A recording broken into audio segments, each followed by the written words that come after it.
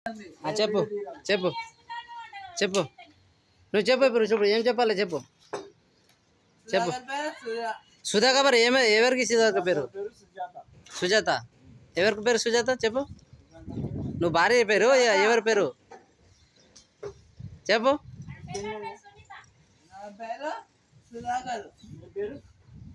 నీ పేరు చెప్పు నీ పేరు సత్యనారాయణ నువ్వు భార్య పేరు చెప్పు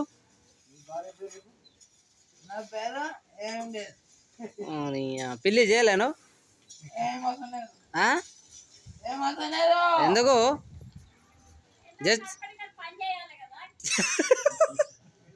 చేస్తావా ఇప్పుడు పెళ్ళి చేస్తావా ఎందుకు ఎందుకు